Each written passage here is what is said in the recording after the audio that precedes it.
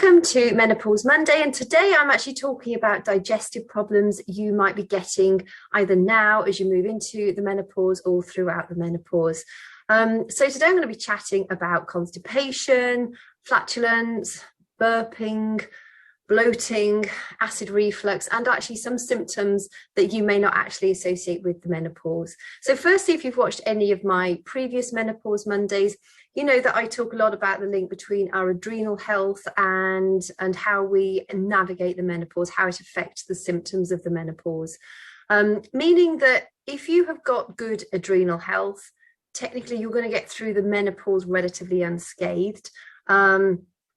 If you live a healthy, balanced life, you're likely to have fewer menopause-related symptoms. It's not always the case, but in the vast majority of instances, adrenal health and the symptoms that we get as a result of the menopause are very tightly interrelated.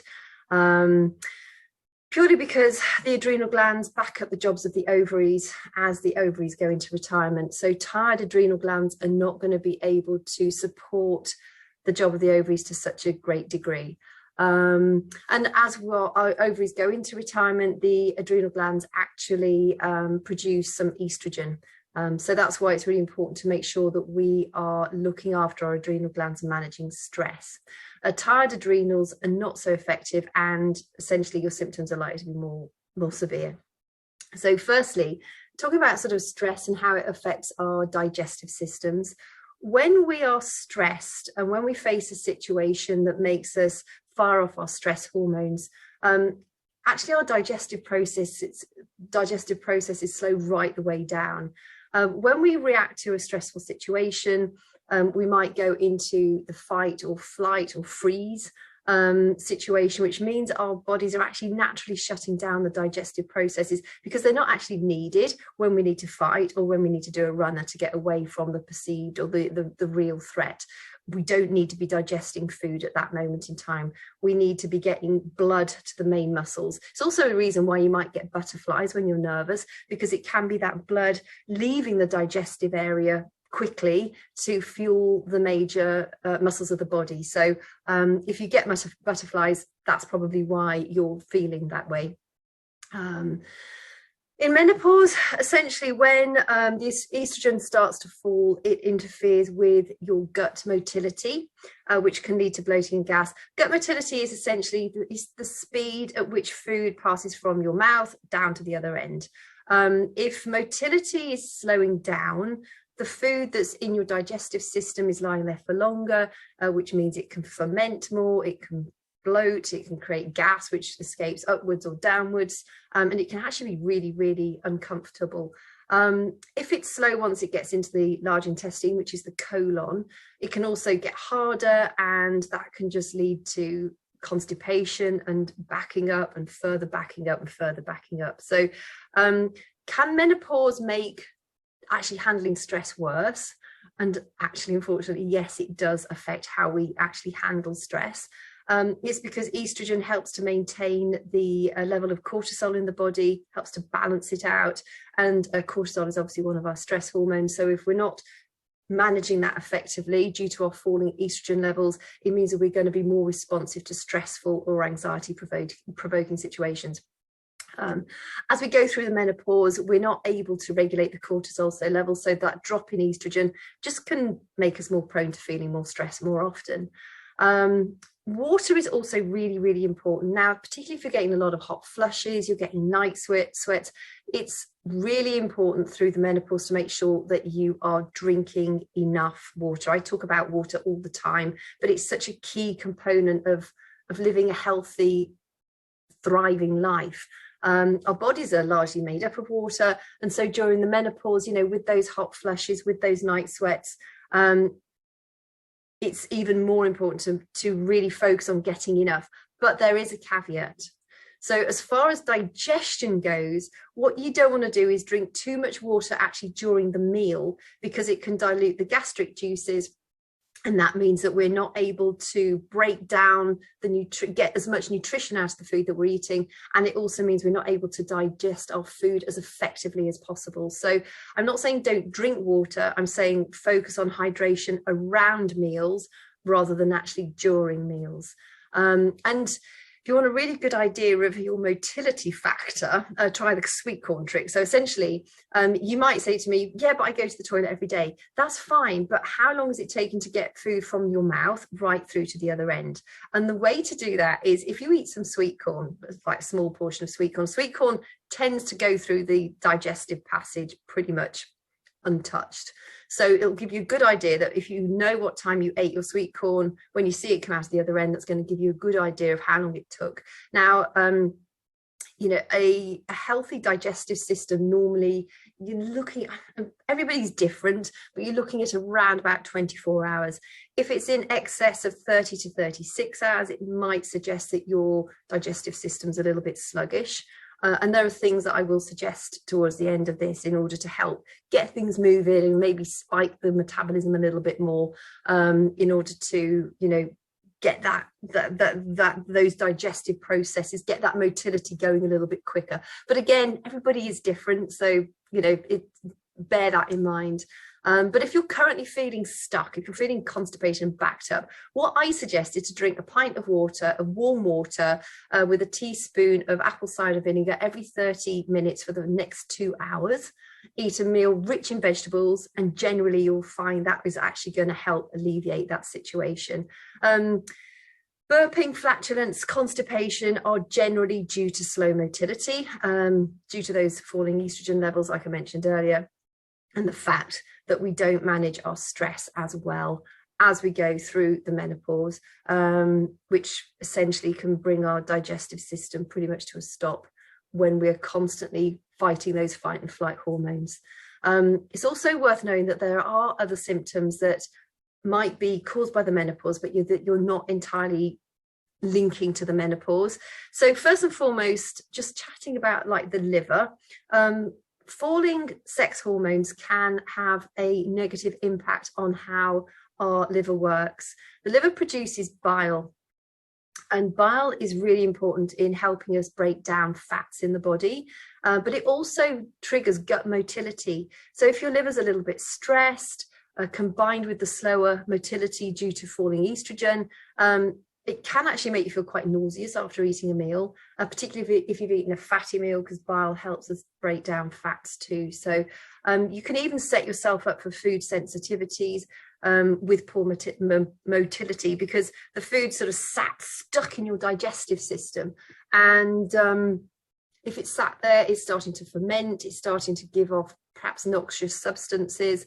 Our immune system is largely based in the gut, and the immune system actually starts to see that fermenting food as hostile and can start to react against it. So something to bear in mind. You do want to make sure you're keeping things moving as often as possible. Dairy and wheat are the first to start excluding if you are getting sensitivities. I mean, dairy is a good source of calcium, and obviously as we go through the menopause with brittle bones, osteopenia, and you know, knowing that we need to keep our calcium levels up, just know that you can get a lot of calcium from green vegetables and other food sources. So while dairy is high in calcium, there are other good things to keep our bones strong and teeth strong and healthy. The other thing is HRT, hormone replacement therapy. It's not something that I chat about very often because it's not a route that I've taken. I'm very much about the natural menopause. I've got nothing against HRT. However, there are studies linking the use of HRT and making IBS related symptoms worse. So if you're, you know, finding that you're on HRT, you've got IBS or IBS related issues, it could be linked to the hormone replacement therapy. So go and have a chat with your, you know, gynae advisor or your doctor about that. And then acid reflux, or GERD, which is gastroesophageal reflux disease, I think we'll just call it GERD, is when the valve at the top of the stomach can weaken, which can allow gastric juices to jump back up our esophagus or up our throat. It can feel like a burning sensation. It can be really uncomfortable, obviously, because it's very acidic. And in general, it sort of has, it's to do with the fact that estrogen weakens the strength of that valve at the top of the stomach. And so once, you know, our food hits our gastric juices, if it jumps back up, it becomes highly, highly acidic, and it can really feel like a strong burning sensation. Our throat's not designed to deal with anything like that. Obviously the stomach and the digestive system is, but not our throat. So we want food to be staying down and not popping back up. And the reason why it might come back up through that valve is, one, obviously it's been weakened because of estrogen has allowed it to get slacker. But there are a range of other factors, things like eating too much, eating too quickly, not chewing our food sufficiently, drinking a lot of fluids around when we're eating, hunching over when we're eating. All these things are going to be putting pressure. It's going to be causing that valve to be backed up, as it were. So you want to be looking at the sort of a holistic overview really of how you eat. So make sure you do sit up so that you've got the space around your stomach and your sort of abdomen in order for the stomach to take the food down as it should do. Eat portions that are healthy and not overly huge. Make sure that you're chewing your food really effectively. We tend to wolf food down, and I'm as guilty as anybody eating at my desk. But if you can eat sat up, even if it is at your desk, I know we've got to keep it real. We're all short on time. Just make sure that you are just having good food hygiene, eating hygiene, as it were, in order to not put additional pressure onto that esophageal sphincter, which might be a little bit loose and flabby. Also, once you've started to sort of have that acid reflux happening regularly, it can continue to weaken the sphincter, so it can be an issue that becomes even worse. So if it's something that you're noticing is happening more regularly, you want to make sure that you are applying these tips that I'm sharing. But if it's something that you are struggling with more and more often and it's quite new, it's one of those things that you want to get checked out before you assume it's just the fact that you're gobbling and you're slouching and maybe eating food portions that are larger than sit comfortably in your stomach, just in case. So get it ruled out by the doctor that it is acid reflux, and then you can then deal with it in a more holistic way if you want to. But our posture is incredibly important. When we're sort of hunched over, when we slouch, you think all of this here, all of our stomach area is squashed and squished, and it just makes it harder for the food to leave the sort of the lower end of the stomach and move into the small intestine, which is where that sort of digestion then continues. So yeah, just be aware of that, and make sure that you are chewing your food well. I remember during the war days, they said chew your food a minimum of, I think, 22 times. And, if it's a piece of bread, it's going to have chewed by then. But I think we are all guilty of taking in maybe a piece of meat or a crunchy vegetable, and it's and then we swallow. If we really focus on chewing our food well, digestion starts in the mouth. It doesn't start down in the stomach. It actually starts as soon as we've even started to think of food. When we start to think of food, that's when our saliva starts. That is part and parcel of digestion. So make sure you're chewing your food really, really well. And then here I'm going to next sort of share a few healthy supplements which you might find helpful and that you should be able to find in your local health food store, or if not, online from a reputable company. Always make sure you're in touch with a reputable company. So centauries, it's a bitter herb. It acts as a digestive stimulant and it's helpful for digestion. I will list these in the description below too. Bitter herbs are thought to stimulate the digestive function by increasing saliva production, the beginning of digestion, and promoting both stomach acid and digestive enzyme production, which is just going to make sure that we're getting the most from the food that we eat, and that it's the stomach, the gastric juices are doing what they need to do in order to get the most nutrition out of the food as it goes through. You take digestive bitters before you eat. They also help to tone that esophageal sphincter at the top of your stomach to stop the food refluxing. So if you're getting something like that, consider bitter digestive herbs.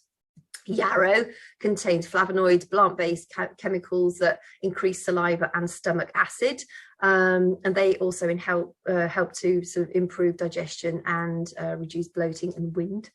Artichokes are an amazing all-rounder. We should all eat way more artichokes than we do. Cynarin is a natural compound found in artichokes, and that stimulates bile production specifically. It helps accelerate gut movement and also supports fat digestion. So, you know, don't worry so much about the cynarin, just focus on eating more artichokes because they are excellent food sources. They're full also of inulin, which is a unique form of fibre that's known to help prevent gastrointestinal issues like constipation, enhance the absorption of some minerals like calcium, also bolsters your immune system. Inulin works as a prebiotic. I have it every single day, and it does help your body maintain a healthy gut. So consider, you know, it's important that we're feeding our probiotics, our healthy bacteria, with the food they need, which is the prebiotic. Ginger and lemon tea taken before a meal can stimulate the secretion of digestive enzymes, which can help you to break down food more efficiently. It also helps to reduce bloating and discomfort after a meal, if that's something that you're struggling with. And then finally, after a meal, drink a cup of peppermint tea. It's very well known to relieve relieve digestive problems and to improve digestion, and also help reduce gas and bloating. You can also try keeping a food diary or tracking your food. When I started tracking my food, it was amazing actually. But one thing that really stood out to me, because I love rice, was that rice actually really bloats me up. And it doesn't just bloat me, it stuffs me up. I get really constipated with rice. So you might find that certain foods have a different impact on you. They might give you a different mood. They might make you bloat up. They might actually help you lose weight. Courgettes, zucchini, amazing for me to help me lose weight. It's just like amazing. But when you track it, it doesn't take long before you actually start to see a pattern appear. And just knowing what works for your body individually is really, really helpful. I've got a wellness tracker that I share with my Fitster community. If you want that, either drop me a message, or if you're watching this on Instagram, click the link in my bio and you can get it from there. If you're watching this on YouTube, I'll add the link below and you can just grab that. But it's really, really helpful. In fact, that comes with the optimal wellness tracker too, which will help you portion out your meals and measure how much water you're drinking. Also, make sure to manage stress. So working on helpful stress management tools like exercise, meditation, yoga, deep breathing, all of those can help us reduce stress and help us manage our stress more effectively. I often encourage my clients to just think inwards and search for things that bring them joy, and just to do more of those things, because we're so busy doing stuff. You know, we need to find peace and pleasure in life that is easy for us to achieve, that's easy for us to get hold of. If it's just going for a walk in nature or sitting with the sun on your face, you know, whatever does it for you, make sure you include some of that on a daily basis. Follow a regular exercise routine to keep things moving. It's so important, we need to move our bodies. If you're heavily constipated, I would start with light to moderate walking and then gradually build up to something more, you know, a combination of weight training and cardio-based exercises, which we need as a menopausal woman. It's important that we've got those weight-bearing exercises to strengthen our bones, to stop the muscle atrophy. There's another video that I did not long ago about cellulite and muscle atrophy. But a comprehensive exercise plan is just so important when you're menopausal. And for your mental health too, it just makes you feel so much better. It releases feel-good hormones, but it also helps you to detoxify and helps you to manage weight as well. I know a lot of people have weight gain specifically around the middle through menopause. So, you know, just do consider incorporating these things that are going to help you manage stress more effectively, and which is going to help you, you know, the adrenal glands to work more effectively, to help the liver to work more effectively, to help your digestive processes to work better, because you're not triggering that fight and flight response.